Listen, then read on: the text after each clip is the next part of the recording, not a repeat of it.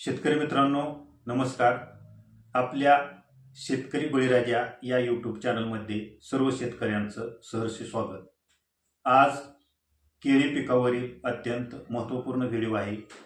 केळी पिकावर येणारा कंदकुज आणि खोडकिडा या रोगाची लक्षणं, हा रोग कशामुळे होतो, हा रोग कुठल्या प्रकारामुळे होतो आणि लक्षणे आणि उपाययोजना आपण काय केली पाहिजे या संदर्भातला हा व्हिडिओ आहे. तत्पूर्वी जर आपण आपल्या यूट्यूब चॅनलला सबस्क्राईब केलं नसेल तर सबस्क्राईब करून घ्या, जेणेकरून आपल्या यूट्यूब चॅनलच्या माध्यमातून अनेक शेतकऱ्यांपर्यंत ही माहिती पोहोचू शकते. जर व्हिडिओ आवडला तर आपण लाईक करत चला आणि जर आपल्या काही समस्या असतील तर आपण खाली कमेंट बॉक्समध्ये कमेंट करत चला. या रोगाची लक्षणं सुरुवातीला आपण समजावून घेऊया. आपलं जे झाड आहे त्या झाडाची खालची पानं असं करपायला लागतात आणि ती पानं करपायला लागल्यानंतर जी वरनं शेंड्याकडे निघणारी जी पानं आहेत ती हळूहळू अशी बारीक होऊ लागतात आणि पानं अशी पिवळसर होऊ लागतात. तर त्यावेळी नक्की समजायचं आपल्या केळी बागेला कंदकुज हा रोग लागलेला आहे. आणि त्याचबरोबर खोडकिडा हा पण रोग असू शकतो, कारण ह्या दोन्ही जो खोडकिडा आहे आणि कंदकुज हा रोग आहे या दोन्हीवर कॉमन आपल्याला ट्रीटमेंट देणं अत्यंत आवश्यक आहे. त्यामुळं हा रोग आपण ज्यावेळेस बागेत जातो त्यावेळी आपल्या झाडाचं निरीक्षण पहिल्यांदा करणं अत्यंत आवश्यक आहे. आपल्या जमिनीमध्ये वेगवेगळ्या प्रकारच्या बुरशी आहेत. 1 ते 6 महिन्याची बाग आपली ज्यावेळेस होत असते, झाड चांगलं सेट होत असतं, त्याच्यानंतर जे आपल्या झाडाच्या जमिनीतील मुळे आहेत त्या मुळ्यांचा विस्तार वाढत असताना प्रामुख्यानं हा येणारा रोग आहे.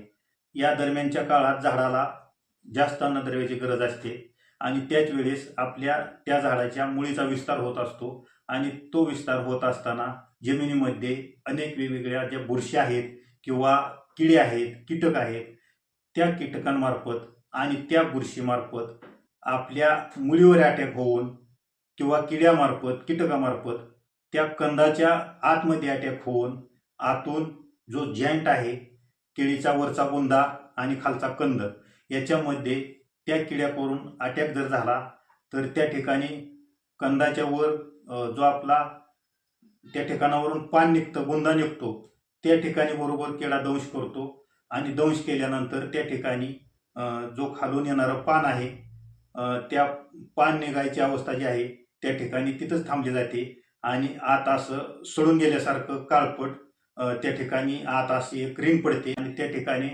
वरची पानं हळूहळू त्या ठिकाणी निघायचं बंद होतं आणि जी उरलेली पानं आहेत ती पिवळसर करून अशक्त होतात आणि झाड त्या ठिकाणी पूर्ण थांबले जाते. तर आपण सगळ्यात सुरुवातीला काय करायचं, झाड असं झालेलं झाड असं उपटून घ्यायचंय, त्याची मुळी चालू आहे का बघायचंय आणि त्याला बुरशी किती प्रमाणावर लागली हे बघायचंय आणि या झाडाचे ज्या ठिकाणी आपण उपटलंय त्या ठिकाणी असं उकरून काय कीटक आहेत का, वाळवे आहे का किंवा इतर काही जीवाणू किटाणू आहेत का या गोष्टीचं निरीक्षण करायचंय आणि बुरशीची लक्षणं काय दिसून येतात का ते पण बघायचंय. अशी पांढरट बुरशी वगैरे अशा पद्धतीचे त्या ठिकाणी लक्षणं दिसून येतात आणि जमीन एकदम अशी मोकळी फटफटी त्या ठिकाणी किटाणूचा प्रादुर्भाव पण होत असतो. त्यामुळं या दोन्ही कारणामुळं कंदकुज हा रोग आपल्या केळीबागवर येत असतो. हा विषय झाला कंदकुज आणि खोडकिडा हा रोग कशामुळे येत होतो. आता हे समजून घेतल्यानंतर आपण पुढं नीट व्यवस्थित अगदी प्रमाणानुसार कीटकनाशक, बुरशीनाशक एकात्मिक नियोजन कसं करायचं आणि याचं प्रमाण किती आहे ते मी या ठिकाणी सविस्तर व्हिडिओमध्ये सांगणार आहे. तर हे प्रमाण फक्त चुकून द्यायचं नाही, प्रमाण ॲक्युरेट वापरायचं आणि जसं सांगितलंय त्याप्रमाणे आपण त्या ठिकाणी जी उपाययोजना सांगितलेली आहे तशाच पद्धतीनं करायची. आपल्याला पुढील ट्रीटमेंट ही बुरशीजन्य रोगासाठी आणि खोडकिडा अथवा वाळवीसाठी द्यायची आहे. त्यामध्ये एक प्रभावी कीटकनाशक आणि एक बुरशीनाशक, त्याचबरोबर ब्लिचिंग पावडर असा डोस द्यायचा आहे. बुडाजवळ ओतायचा आहे. हा ड्रीपमधून द्यायचा नाही हे लक्षात घ्या. डायरेक्ट प्रति झाडाच्या बुडात प्रमाणानुसार ओतायचा आहे, प्रमाण हुकून द्यायचं नाही. प्रमाण जर हुकलं तर हा डोस जास्त होऊ शकतो आणि त्याचा विपरीत परिणाम आपल्या झाडावरती होऊ शकतो. शेतकरी मित्रांनो, सुरुवातीला प्रमाण नीट समजून घ्या. प्रमाण 200 लिटरचं आहे आणि 6 महिन्याच्या बागेपासून 4 महिन्याच्या बागेपर्यंत आपण हे प्रमाण प्रति झाडाला 250 मिलीने बुंद्याजवळ ओतणं आवश्यक आहे. बुंद्याच्या कडेने गोल रिंग टाईप बुंद्याजवळ आपल्याला ओतायचं आहे. सर्वात पहिल्यांदा आपल्याला 200 लिटर पाण्यामध्ये ब्लिचिंग पावडर 4 किलो 22 टीन ते 200 ग्रॅम घ्यायचं आहे. आणि त्याचबरोबर आपल्याला एक प्रभावी कीटकनाशक 500 मिली हमला 550 हे कीटकनाशक घ्यायचं आहे. आणि याचं अतिशय चांगल्या पद्धतीने मिश्रण करून आपण हे द्रावण प्रति झाड 250 मिली बुंद्याजवळ गोल राऊंडने ओतायचं आहे. दादांनो, ही ट्रीटमेंट झाल्यानंतर 2 दिवसांनी आपल्याला झाडावर एक फवारणी सुद्धा घ्यायची आहे. शेतकरी मित्रांनो, ज्यावेळेस आपण गोल रिंग पद्धतीने बुंद्याजवळ हे जे प्रमाण ओतणार आहे प्रति झाड 250 ml ने, त्यानंतर आपल्याला आपल्या केळी बागेवरती वरून सुद्धा आपल्याला एक स्प्रे द्यायचा आहे. याचं तुम्हाला मुख्य कारण सांगतो. जमिनीतून आपण हा जो प्रतिबंधात्मक उपाय आहे तो जमिनीतून केला आणि झाडावर सुद्धा आपल्याला याचा स्प्रे घेणं अत्यंत आवश्यक आहे. त्यामुळं त्यात जो काय स्प्रे घ्यायचा आहे ते आपण पुढील प्रमाणानुसार बघूया. सरासरी पाठीवरच्या पंपानं बागेमध्ये शेतकरी स्प्रे घेत असतात. त्यामुळं 15 लिटरचं प्रमाण आहे. प्रमाण अगोदर नीट समजून घ्या. प्रमाण नीट समजून घेऊन आपल्याला पुढे जायचं आहे. प्रति पंपाला 15 लिटर हे पाणी घेऊन आपण या ठिकाणी काय करायचंय, क्लोरोपायरिफॉस 30 ml घ्यायचंय. त्याच्याबरोबर टॅगामायसिन पोडी 6 ग्रॅम घ्यायची आणि ताकद हे एक प्रोडक्ट आहे ते 30 ग्रॅम घ्यायचे. ते बुरशीनाशकच आहे. आणि अशा पद्धतीने फवारणी घेऊन आपण आपल्या बागेमध्ये पूर्ण फवारणी करून घ्या.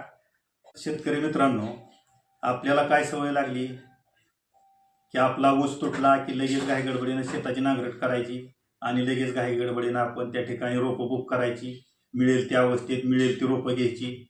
त्या रोपांचं डीबीटीचं बिल आहे का नाही ते बघायचं नाही, काय नाही. आणि दुसरी शेजारी लावत आहेत, दर चांगला आहे म्हणून आपल्या शेतात आणून घाई गडबडीने 1 महिन्याच्या आत आपण त्या ठिकाणी केळी लागवड करायचा प्रयत्न करतो. तर अशा गोष्टी न करता आपण या गोष्टीपासून नेहमी सावध राहिलं पाहिजे. आपल्याला केळी करायची तर त्याचं पूर्व नियोजन अगोदर 6 महिने केलं पाहिजे. तुम्हाला सांगतो किमान 3 महिने आपलं हे केळीचं क्षेत्र हे सूर्याच्या उष्णतेनं तापलेलं पाहिजे. आणि त्याच्याशिवाय आपल्या जे जमिनीत बुरशी आहेत किंवा किटाणू आहेत त्याचा या ठिकाणी ते प्रमाण कमी होतं. आपल्या जमीन तापल्यामुळं सर्व बुरशी त्या ठिकाणी नष्ट होतात आणि त्या किटाणूंचं पण त्यांना उन्हाने तापल्यामुळं जमिनीत जास्त किटाणूंचा वाढ होत नाही आणि त्यामुळं आपली जमीन अशी भुसभुशीत होत असते. आणि जमीन भुसभुशीत झाल्यानंतर जो आपल्याला पुढे येणारा जो खर्च आहे तो खर्च कमी प्रमाणात येतो. जवळजवळ तुम्हाला सांगतो फक्त रासायनिक डोस टाकून 3 ते 4 रासायनिक डोस टाकून आपली केळीची बाग पूर्वी येत होती. त्याच केळी बागेला आता आपण ड्रीप मार्फत कितीतरी डोस सोडतोय. रासायनिक डोस 3 ते 4 करतोय आणि त्याचबरोबर वेगवेगळ्या रोगांचा अटॅक पण होतोय आणि बुरशीजन्य रोगांचा अटॅक होतोय. वेगवेगळे व्हायरस आपल्या केळीवरती येत आहेत. याची मुख्य कारण आहे की आपण घाई गडबडीने केलेली आपली केळीची बाग. तर याच्यापासून आपण सावध राहिलं पाहिजे. केळीचा नीट अभ्यास करून केळी लागवड आपण केली पाहिजे.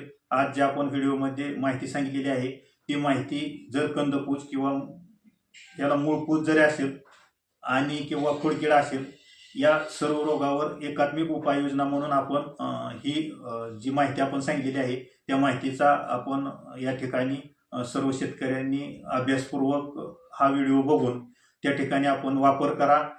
100% आपल्या केळीवर जो कंदपूज हा रोग आलेला आहे आणि खोडकिडा हा जो रोग आलेला आहे तो जाणार आहे. आणि हा रोग ज्या वेळेस आपला जाणार आहे त्यावेळेस आपण तिथून पुढं सुद्धा महिन्यातून किंवा 2 महिन्यातून एखादं हलकंसं बुरशीनाशक सोडत चला, जेणेकरून या रोगाला आपण आपली बाग नंतर बळी पडणार नाही. आजच्या व्हिडिओमध्ये मी या ठिकाणीच थांबतोय. पुढे भेटूया आपण एका नव्या कोऱ्या व्हिडिओमध्ये.